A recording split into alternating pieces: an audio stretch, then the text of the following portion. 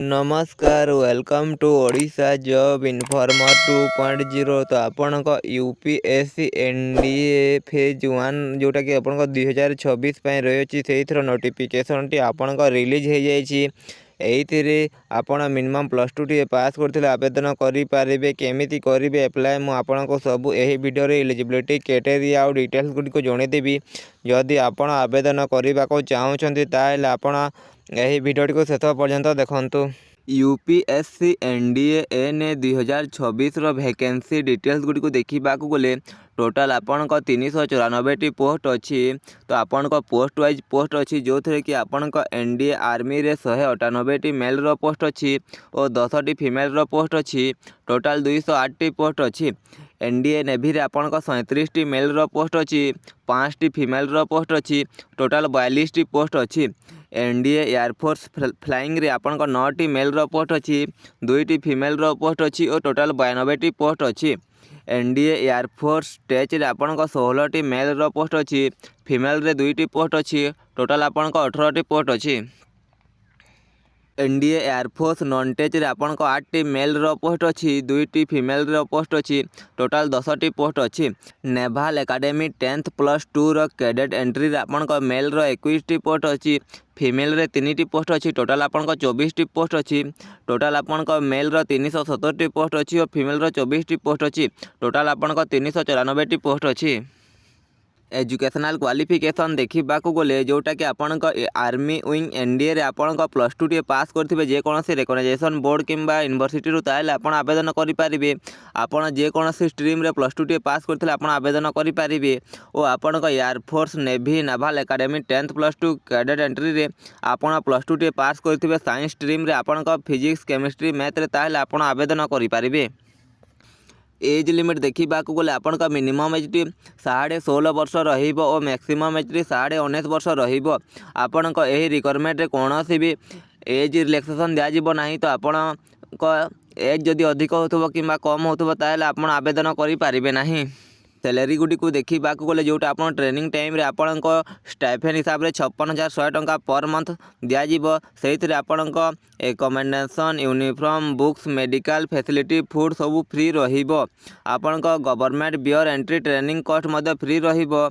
आपण pocket money आपण per month 3,000 टंका दिज्व। आपण जॉइनिंग हो सारा पर आपण सैलरी टी लेफ्टिनेंट आपण लेवल 10 रो सैलरी रहिबो जोटा कि 56,100 टंका रु नहीं कि आपण 177,500 टंका पर्यंत पर मंथ सैलरी रहिबो। कैप्टेन पोस्ट आपण लेवल 10 बी रे रहिबो 61,300 रु नहीं कि आपण 193,900 टंका पर मंथ सैलरी रहिबो। मेजर पोस्ट लेवल 11 रे रहिबो 69,400 टंका रु नहीं कि 2,07,200 टंका पर्यंत पर मंथ सैलरी रहिबो। लेफ्टिनेंट कर्नल पोस्ट आपण लेवल 12 ए रो लेवल रहिबो जो थे कि आपण 1,21,200 टंका रु नहीं कि 1,12,400 टंका पर्यंत पर मंथ सैलरी रहिबो। ता सहित आपण को अदर अलाउंसेस दिज्व। आपण मिलिटारी सर्विस पे 15,500 टंका पर मंथ दिज्व। पारा अलाउंसेस आपण को 10,500 टंका पर मंथ दिज्व। स्पेशल फोर्स अलाउंसेस आपण को 25,000 टंका पर मंथ अलाउंसेस दिज्व और डियरनेस अलाउंसेस दिज्व। एप्लिकेशन फी देखा गले जनरल ओबीसी मेल कैटेगरी ठारू 100 टंका एप्लिकेशन फी लगे। फीमेल एसटी एससी कैटेगरी मागणार आवेदन करेंगे। पेमेंट मोड आप UPI credit card debit card net banking आप ऑनलाइन माध्यम रे पेमेंट करेंगे। इंपोर्टेंट डेट गुडी को देखा गले नोटिफिकेशन टी आपण 10 डिसेम्बर 2025 दिन रिलीज होता। एप्लाई स्टार्ट डेट आपण 10 डिसेम्बर 2025 दिन एप्लाई स्टार्ट हो जाइए। लास्ट डेट टू एप्लाई आपण 30 डिसेम्बर 2025 6टा PM आपण संध्या 6टा पर्यंत आपण आवेदन करेंगे। एग्जाम डेट टी आपण 12 एप्रिल 2026 रो आपण एग्जाम टी हम रिजल्ट आपण मे 2026 रे आसीबो। आपण एसएसबी इंटरव्यू टी जून किंबा जुलाई रे रहिबो और आपण कोर्स टी आपण जनवरी 2027 रे आपण स्टार्ट हबो। सिलेक्शन प्रोसेस देखा गले प्रथम आपण रिटर्न एग्जाम टी हम आप रिटर्न एग्जाम टी को क्वालिफाई कर सारा पर आपण एसएसबी इंटरव्यू टी हम आप एसएसबी इंटरव्यू टी को क्वालिफाई कर सारा पर आपण मेडिकल एग्जामिनेशन हम आप 3टी जाक प्रोसेस को क्वालिफाई कर सिलेक्शन टी नहीं पारे।